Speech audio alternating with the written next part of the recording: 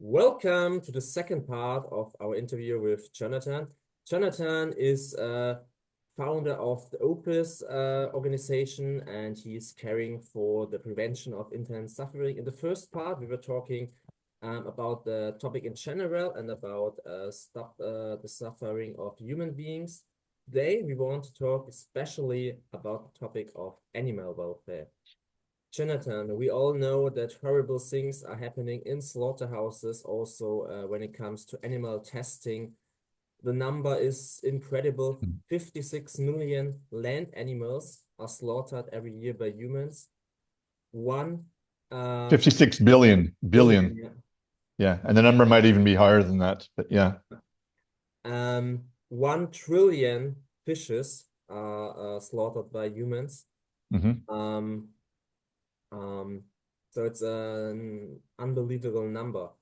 First of all, what are you doing for against the suffering of animals? Yeah.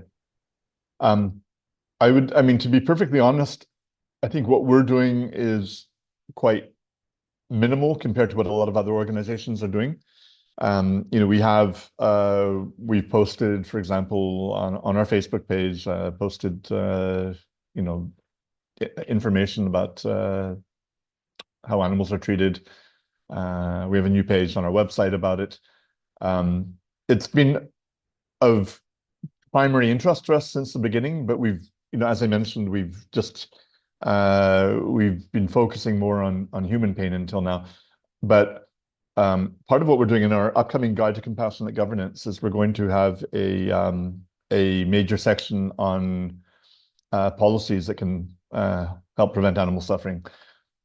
So we've been doing some research looking at various political parties, animal parties, or others that are progressive, and seeing what kinds of what seem to be some of the most practical policies that we can take from those and promote. There are a whole range of things that can be done, and it goes from trying to encourage consumer behavior towards shifting towards plants, changes in subsidies, and then things that are just outright banned. It's very you can't. We're not at a place now yet where we can just simply ban the consumption of animal products, but we can certainly ban certain practices. Um, and so we want to basically help raise awareness of these different possibilities for having an impact.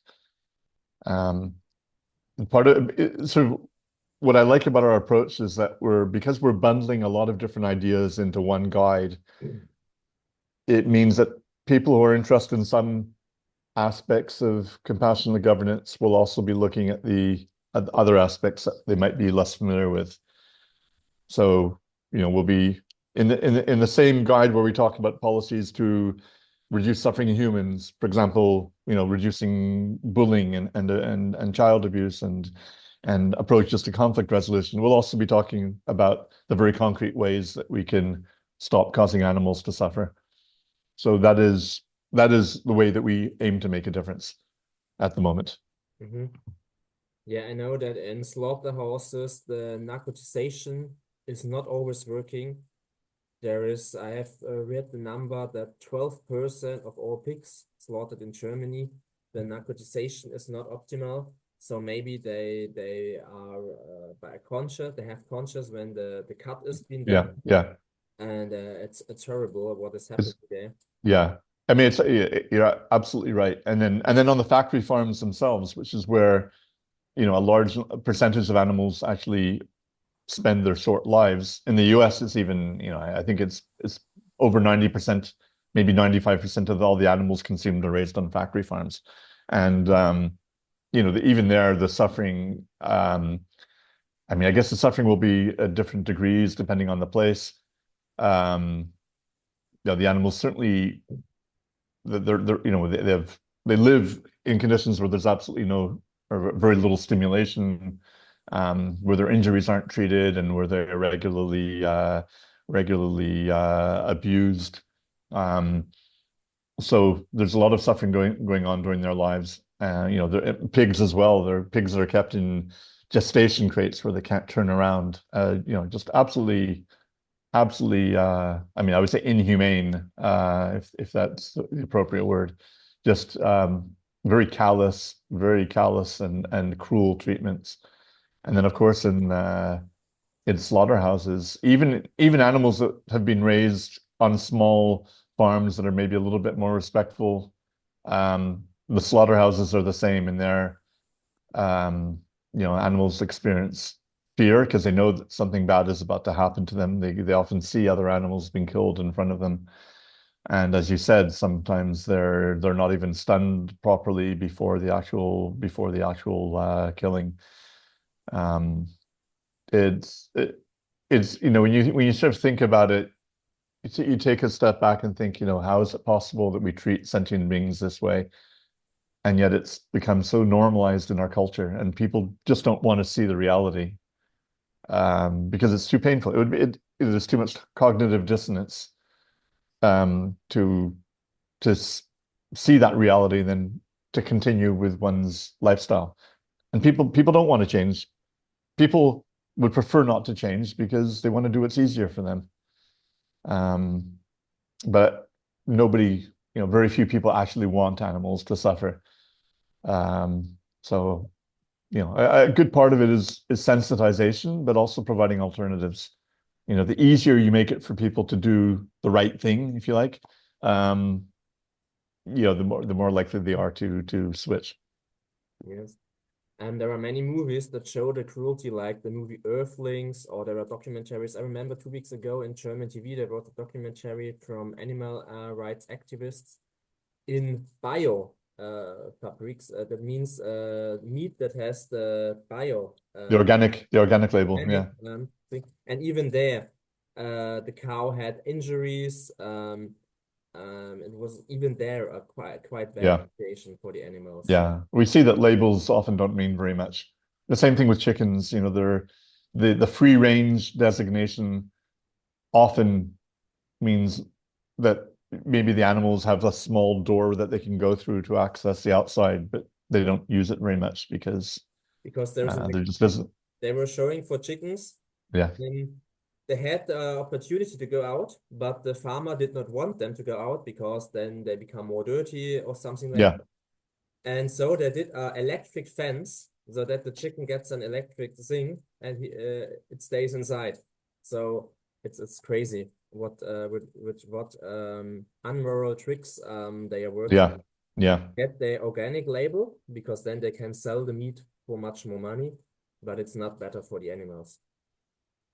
yeah. I mean, that's just it's really bad because it confuses consumers. Consumers think that they're somehow being a bit more compassionate, um, and they're just being sold a false story. Mhm. I think the only possibility to make a big change is meat, cultural meat. Yeah, Um, I have often read that this is the best way to improve the yeah, situation. What would you yeah. think? Because we know that it's very hard to get lots of people to abandon animal products. There's been a lot of advocacy going on for years, and the actual percentage of people that have gone vegan remains very low. Um, there's also a certain stigma. I mean, okay, it's more mainstream now, the idea of veganism, and there are more products, but there's also a bit of a negative association because it can be seen as almost like a cult, even though it isn't. Vegans have there's some negative associations with them, and um, which it could be one argument for using the term plant-based. Other people would disagree. They'd say plant-based is not really a philosophical position. Anyways, I mean, regardless, the fact is that efforts until now to get people to stop eating animals and animal products have not been very successful. And we also know there's a lot of people revert. I think we've all met some people who've said they've gone vegan. They used to be vegan once, and for whatever reason they go back. Maybe sometimes it's just because of convenience, or they're living in a different country and it's more difficult. In some cases, maybe there are health issues because they weren't doing it intelligently. Maybe they really weren't getting good sources of protein, or they weren't eating a balanced diet. But the fact is, we're not seeing like a steady increase. And in fact, meat consumption continues to increase in maybe not beef everywhere, but I mean, in some countries like China, I mean, meat consumption continues to increase. So, that's why there's so much hope in cultured meat, because if you're really offering people essentially the exact same thing with potentially added benefits too, because you don't have to worry about antibiotics, presumably. I mean, okay, maybe there are antibiotics that are used also in the culturing process, but everything is controlled. You know exactly what's in there. So in a way, you can design things so that there's less of a danger of getting some sort of disease, and you're getting the same texture, and the same nutrients. There's really not much reason anymore why anyone would want to eat an animal that has suffered. So yeah, so a lot of us, obviously, we do have our high hopes in this. There are still technical issues and cost issues, which are closely related. How do you grow them? How do you grow animal cells in a culture medium that doesn't have any animal products in it? Because the standard growth medium does contain, bovine calf serum, fetal bovine serum. And yeah, there are technical solutions to get around that, but the cost needs to come down pretty dramatically for it to be cost effective. And then at that point, when we really have essentially identical products available that are at the same price, a lot of people might switch spontaneously, and then it becomes more practical to imagine legislation at some point where you just say, okay, we don't allow any more people to cause animals to suffer when they can obtain the same thing without any suffering. Even then, I'm sure there would be a lot of resistance, but it starts to become a more practical solution. I think this will be the way it's going. When cultural meat will be everywhere, then we will have a majority of the people in the societies who say, let's ban murdering of animals. And of course, there will be a anti-movement. You can think it will be the right-wing populist parties who will say only animal that has suffered is good meat, things like that. But at the end, they will lose the fight. And I think this will be a big game changer. Maybe in this century, we will achieve it. Yeah, I think when people are given the opportunity to actually taste it and say, like, can you tell the difference? And they say no. And they're told about all the positive aspects of it, and including the lack of suffering, and that it has all it's nutritionally equivalent. There really isn't much more. There isn't really much of an argument left to say yes, but we still want to kill animals just because it's natural. I mean, the natural argument, it has a strong emotional appeal to some people, but when natural means causing suffering, that argument doesn't really hold water anymore. And factory farms are anything but natural. That's true. Yeah, I guess that future generation will think about today's world, what we are doing to animals in the same way like we think about slavery in former Yeah, countries, and say, how could the people accept that? Yeah. I hope so. And that's where technology is really going to be a key driver of change. Whereas with slavery, it was. I mean, I guess there were a number of factors, but there was a movement there, and there was a change in societal attitudes, and technology may have played a role there as well. But I think it will play an even more important role in getting people to stop eating animal products. Yes. Other topics are animal abuse in testing laboratories or zoos. For example, there are some human monkeys like gorillas and orangutans in zoos. For example, also in some Yeah, German zoos. In our country, in Germany, the big majority of the people is against this and says they should be in yeah. freedom. What Yeah, are you saying to this topic, or what do yeah, you? yeah. I mean, animals shouldn't be kept in captivity for the most part. There are obvious exceptions for animals that have been rescued, and I mean, I wouldn't take an absolutist perspective in that I think some animals can actually live happy lives in an enclosure that's large enough and where they don't have any fear of predators. They might actually suffer less. So I think I wouldn't say that, in any case it's always wrong. I don't even like to use the words right or wrong because I don't think they're always very meaningful. I think the key thing is making sure that the animal doesn't suffer. Um, and in many zoos, I mean, there's obvious suffering. I mean, I've seen, the animals walking back and forth in a small enclosed area. They're obviously depressed. It's a horrible way to treat an animal.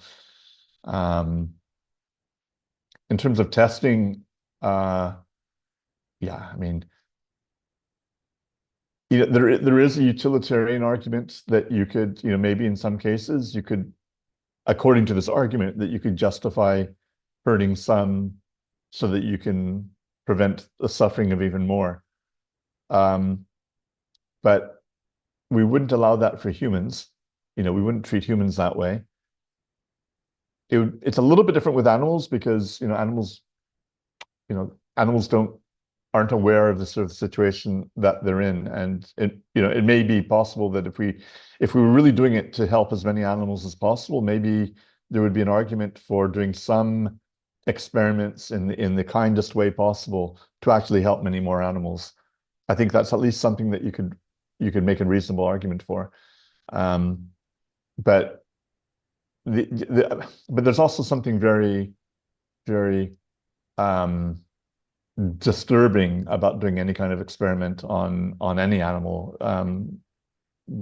Even if we could justify it due to some large excess of benefit in the future, we can ask ourselves, do we want to live in a world where we do this to other sentient beings?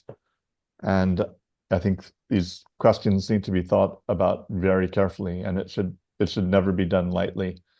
A lot of experimentation is done for more out of intellectual curiosity than to prevent suffering. And really, suffering should be the only thing that it would ever justify any such experiment. To prevent, preventing suffering should be the only um, justification. So I'm not taking an absolute black and white stance on this, but suffering has to be the key parameter that we look at, and every attempt needs to be taken to prevent the suffering of any animal that's actually um, that is being, having some sort of experiment done. I mean, I can give you one very specific example where I think that you could potentially justify it. If we could, I mean, I know maybe you want to get to this topic in a few minutes, the idea of, what do we do about wild animal suffering? The solution might involve doing some sort of testing first, in a controlled environment. And if we refuse to do anything that might be slightly unpleasant, then we might not be able to help many, many, many more animals. Um, so, but then our intuitions will tell us, yeah, but we don't want to hurt anyone. And I don't think there's no absolutely clear objective answer to that question because we have a conflict between, trying to have as much impact on suffering and trying to respect our intuitions, which also tell us don't harm anyone, just the same way you wouldn't want to be harmed yourself. Mm-hmm. Yeah, it remembers me to Tom Regan, who said Kantianism for humans, utilitarianism to animals, because it's a kind of a utilitarian thought. If we murder 5 animals and rescue 50 others, it's good. For humans, everyone would say this is terrible to say, hey, Yeah. one healthy human, we can murder him, and with his organs, we can rescue 10 others. Everyone would say this is horrible. Yeah. Well, the other thing is we would be living in a society where everybody would be afraid that something like that might happen to them. Mm-hmm. So it would be, it's not a kind of world would want to live in, whereas animals don't. They wouldn't know that they're living in a sort of they're being treated in a utilitarian fashion. Mm. But the intent and the impact really matter there. Uh, even if we're just dealing with animals. Okay. Yeah. You were already talking about prey and predators. So Mhm. now we come to the third part, the topic of wild animal welfare and suffering. So we see that nature itself can be very cruel. There is prey and predators. Um, there is the fact that the children's mortality in animals living wellness is very, very high. Um, so there is also the topic of wildlife welfare. Guys like David Pierce, for example, and many others have very utopic ideas to stop suffering in the whole world. What is your way of thinking to this topic? Let's say it like this. Yeah, I'm sympathetic to it. And that comes from a perspective where we try to step out of our very intuitive view of the world, where we see as nature as just something that is there, and it's beautiful and ugly, but it's beyond our realm of, it's just there and we shouldn't be touching it. And um, when you take a more detached perspective and you see how, well, if you look at the whole process of evolution of how life evolved on our planet, and we're just one of many species that evolved, and all species, at least beyond a certain level of evolution, experience suffering. There's an obvious. It starts raising questions. Why does only the suffering of humans or animals that we directly interact with matter, and why would the suffering of others not matter just because they're in nature? It's almost like a convenient perspective to take that seems to absolve you of any responsibility to do anything. But I like to think of it as, well, we're sort of like the stewards of the planet in a very practical sense, because we've completely transformed the world. There's so much power invested in humans, and actually a small group of humans that have so much power. We've really transformed the planet. And then to say that, I mean, there's a lot of responsibility that comes with that power, I would say. And if we actually have the capacity and the technical ability to do something about that suffering, it would seem to me quite uncompassionate not to do so.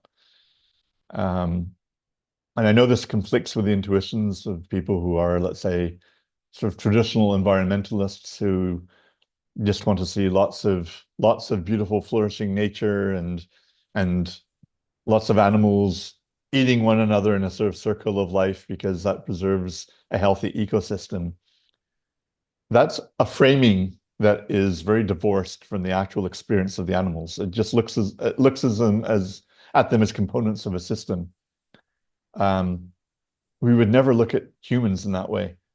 To say, well, some humans, rise to positions of power and influence elections and make life miserable for a lot of other people, but that's just the circle of life.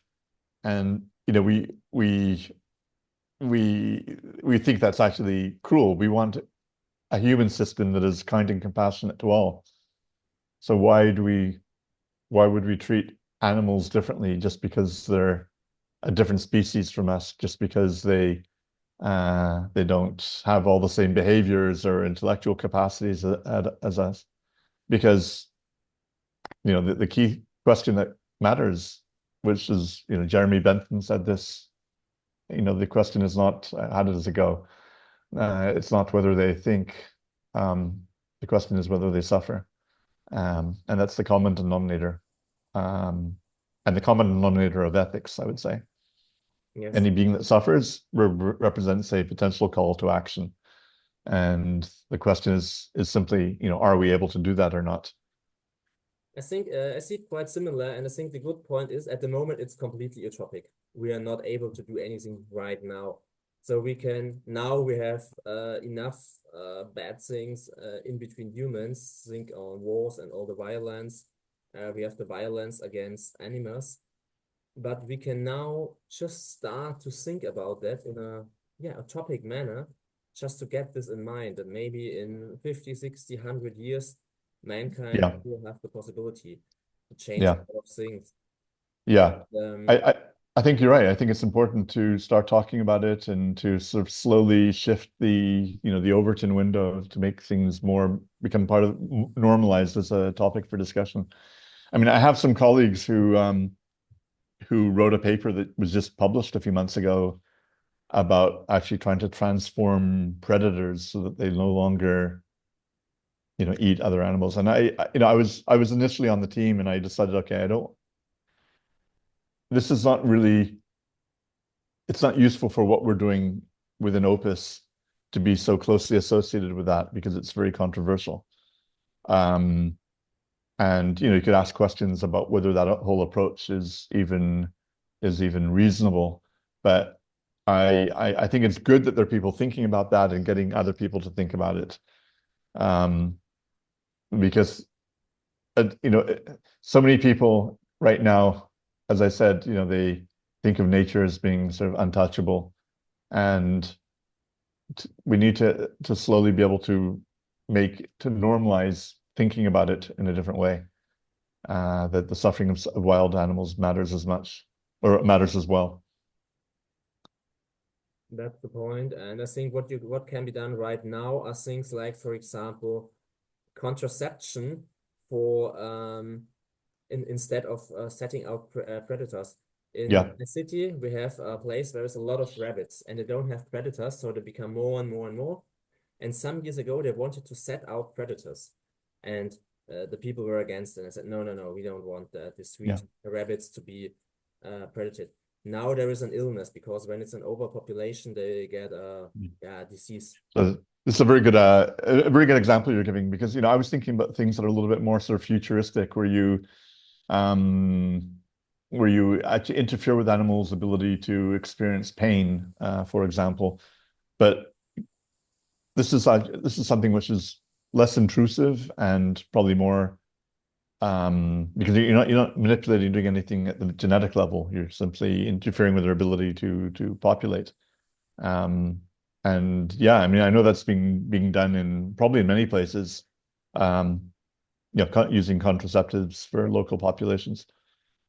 And I was writing a paper to the city hall to make this suggestion to give the Mm. rabbits a contraception instead of Yeah, predators, something like yeah, that.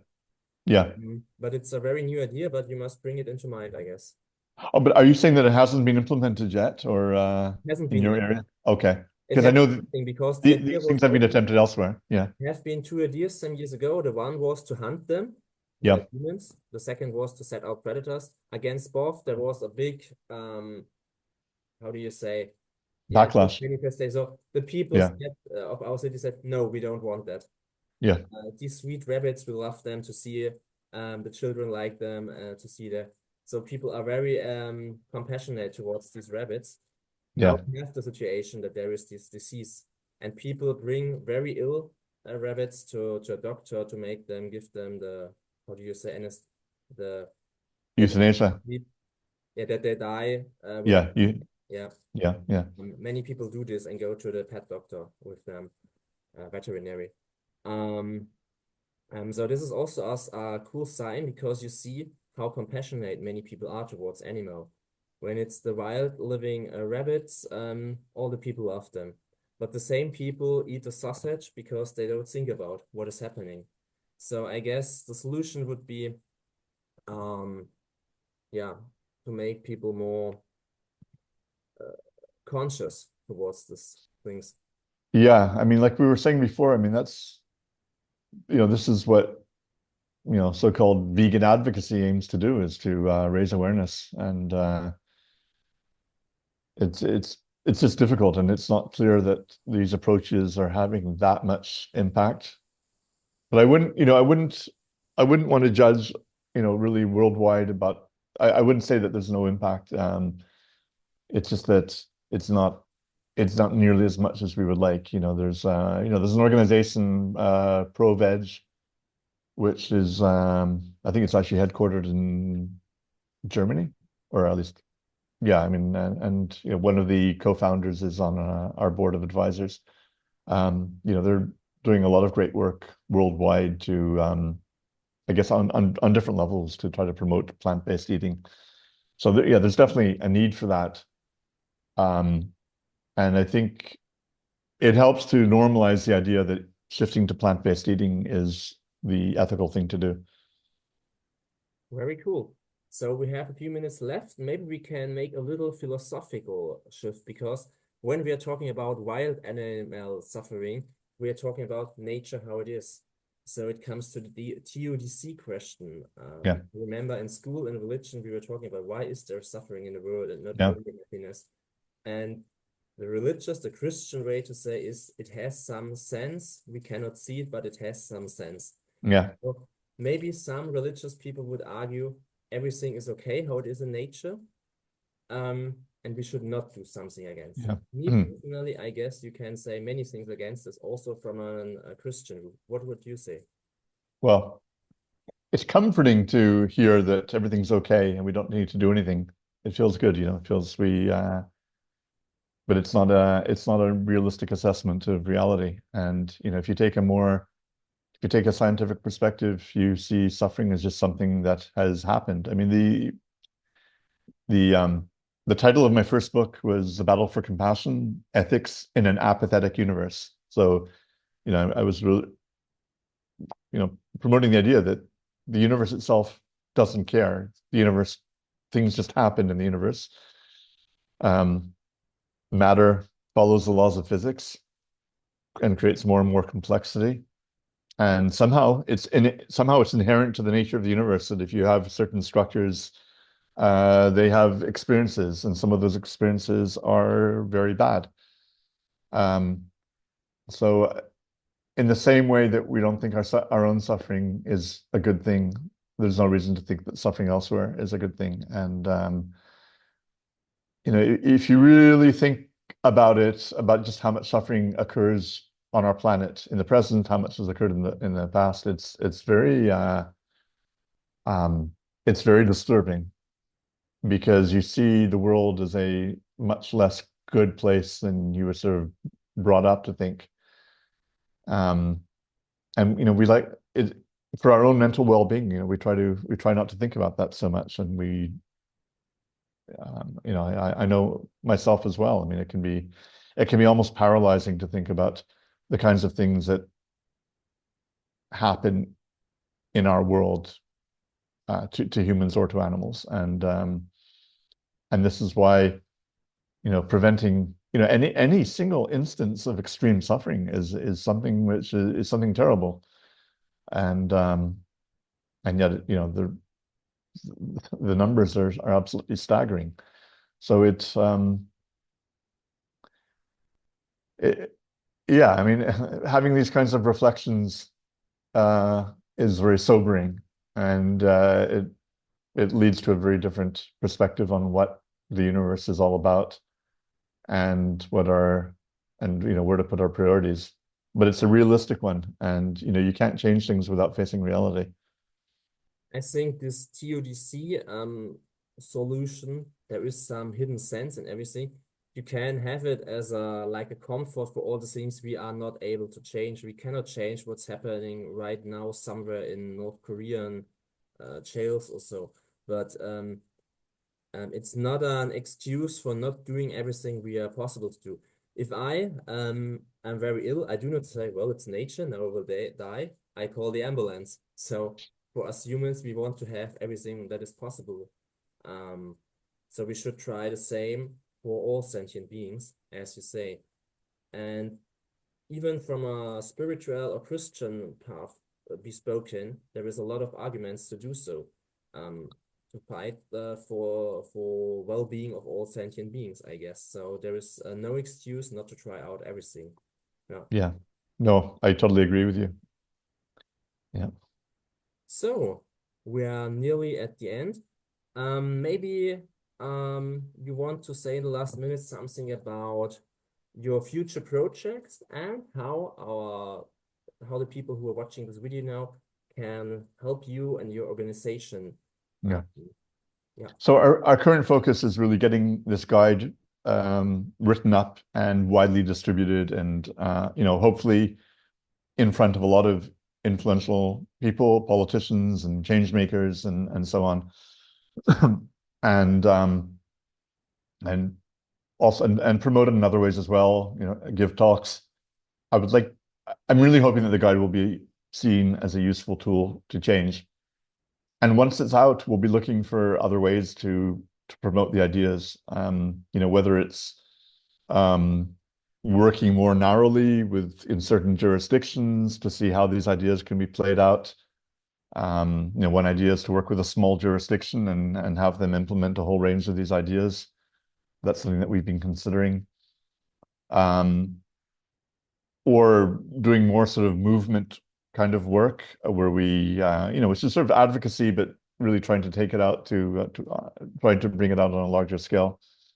So it remains open, and I think we'll have to see what the reaction is to the guide and if there's some momentum that it generates on its own. I don't want to predict everything, but the goal, the long-term goal is very clear. It's to make the prevention of all intent suffering of all sentient beings the top priority of our society, and have a society that is run on a very needs-based basis, so that we really try to listen carefully to the needs of all sentient beings, humans within deliberative processes, animals by perhaps having representatives that can speak for their interests, and then taking the most rational approaches to addressing these needs. I think there's so much that can be done in principle, and there just needs to be a greater consensus or greater realization in the world that we can create a much better future if we actually want to. And in terms of support for Opus, I would encourage people to go to the Opus website, just have a look at the kinds of things that we're doing. We definitely appreciate financial support, because we've been getting by with really modest donations, and we can do a lot more if we get some more financial support. And if there are any sort of wealthy philanthropists who don't know where to donate, we would certainly love to have a conversation and tell them more about what we're doing. And anyone who actually has some free time and has some skills they could offer, we like working with volunteers, and so that's another possibility. And yeah, those are the two most obvious ways of supporting what we're doing. Very cool. Thank you so much for your time and for presenting your ideas. All the links will be placed in the show notes. Don't forget to like the video and to write a comment. What is your idea about our talk today? And so, Jonathan, I say thank you. Thank you, Jens. It's been a real pleasure. Yes, maybe if we have some new questions, we can make another talk another time. Okay. Fantastic. Bye-bye. Bye-bye.